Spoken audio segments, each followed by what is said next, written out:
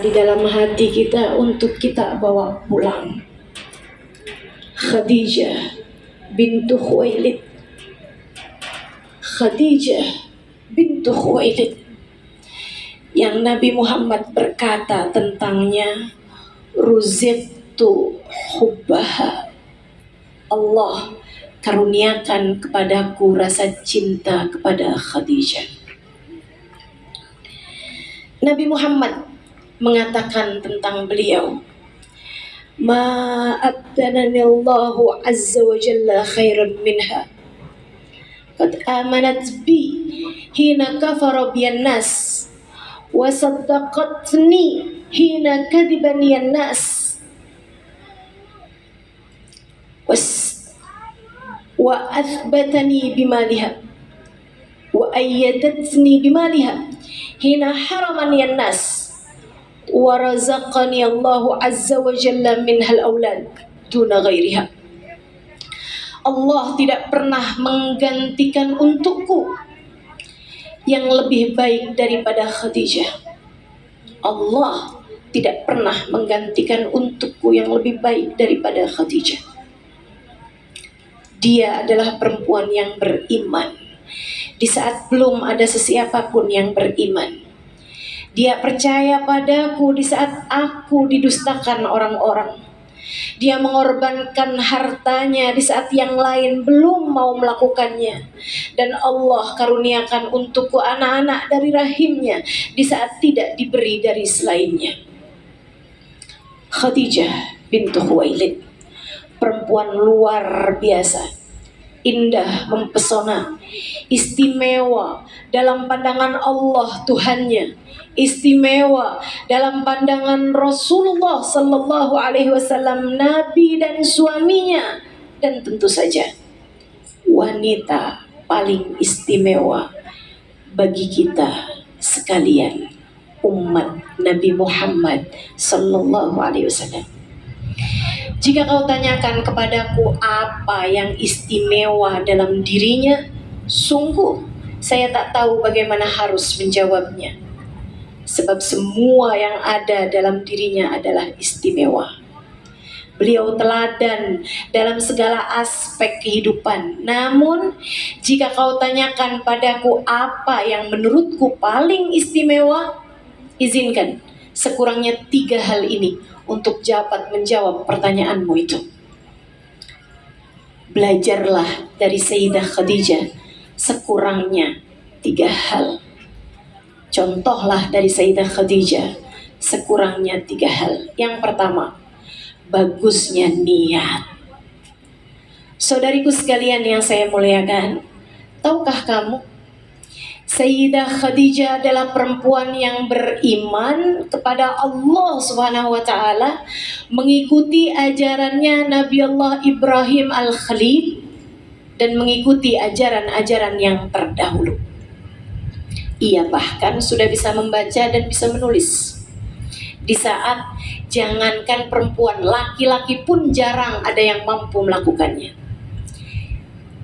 Dari sinilah Sayyidah Khadijah tahu bahwa di saat beliau memasuki usia menikah, itu adalah waktu terutusnya Nabi akhir zaman. Satu waktu Sayyidah Khadijah bermimpi bahwasanya ada bulan purnama, cahaya gemilau jatuh turun ke rumahnya, kemudian jatuh tepat di pangkuannya. Cahaya tersebut kemudian terang benderang menyinari rumahnya. Kemudian cahaya tersebut menyinari kota Mekah. Cahaya tersebut terus membias hingga menyinari seluruh dunia. Sayyidah Khadijah datang kepada saudara sepupunya, Waraqah bin Naufal. Ia bercerita kepadanya yang adalah seorang pendeta ahli kitab tentang mimpinya tersebut. Sang pendeta mengatakan, in sadaqti fima qulti ya Khadijah. Jika benar apa yang kau sampaikan padaku, ketahuilah wahai Khadijah, yusyak an yub'ats nabi akhir zaman. Sebentar lagi akan terutus nabi akhir zaman. Dan jika benar mimpimu tersebut, Nabi itu nanti akan keluar dari rumahmu, yang artinya kamu akan menjadi istrinya. Berdebar hati Sayyidah Khadijah mendengar itu. Akan tetapi tahun demi tahun berlalu dan tidak ada kabar mengenai Nabi yang diutuskan. Dia pun menikah, kemudian punya 2 orang anak. Suaminya meninggal dunia, menjanda, kemudian menikah lagi, punya 1 orang anak.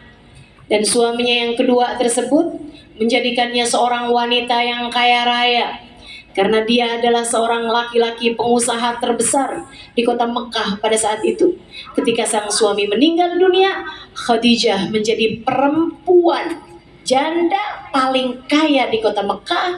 Dan bukan hanya kaya, ia adalah seorang perempuan yang sangat amat dermawan. Ia setara ratu pada masa tersebut. Saudaraku sekalian, lamaran-lamaran berdatangan, dia menolaknya. Dia sudah tidak tertarik untuk menikah lagi, apalagi usianya pun sudah pula tidak muda lagi. Akan tetapi satu hari, ketika budaknya pulang sesudah membawa barang dagangan bersama baginda kita Nabi besar Muhammad sallallahu alaihi wasallam, yang kala itu usianya 25 tahun, sang budak laki-laki bernama Maisarah pulang dengan membawa kabar berita, "Wahai tuanku, wahai Khadijah, aku bersama dengan Muhammad pulang dengan membawa harta yang sangat banyak. Perdagangan kita laku keras. Akan tetapi wahai Tuan, bukan itu yang ingin aku ceritakan kepadamu. Tahukah kamu kemana berjalan ada awan menaungi Muhammad? Dan kabar yang lebih mencengangkan lagi, saat kami berdua sedang beristirahat di sebuah pohon, yang sampai sekarang pohon ini ada di Jordan sana. Kami berdua didatangi seorang pelayan karena diminta oleh seorang rahib untuk datang menemuinya. Ia akan berbicara sesuatu yang penting. Muhammad memintaku untuk menemuinya karena dia ingin beristirahat di bawah pohon tersebut. Aku pun datang padanya. Ia bertanya kepadaku tentang Muhammad sambil memandang ke arah luar jendela, yang dari atas jendela tersebut terlihat Muhammad sedang berada di bawah sebuah pohon. Ia bertanya padaku beberapa hal mengenai Muhammad. Aku pun menjawabnya. Tiap kali aku berusaha membohonginya, dia sudah tahu segala sesuatu tentang Muhammad, bahkan hal-hal yang tidak aku tahu sekalipun. Dia kemudian berkata sembari memandang pohon itu, "Innalladzi tahta tilka syajarah wan nabi." Ketahuilah, laki-laki yang berada di bawah pohon itu adalah seorang nabi. Tuan, dia ternyata calon nabi yang akan diutuskan. Berdebar hati Khadijah, teringat mimpi-mimpinya di masa ia belia. Ia pun menyimpan hal tersebut. Kemudian ketika ia telah bulat hatinya, ia pun menyampaikan lamaran tersebut.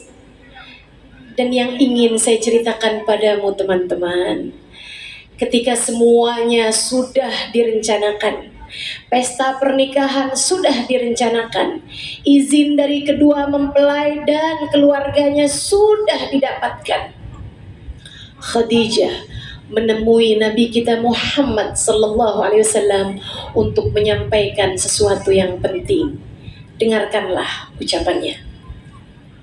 "Wahai Muhammad, aku ingin menikah denganmu seperti yang kamu tahu.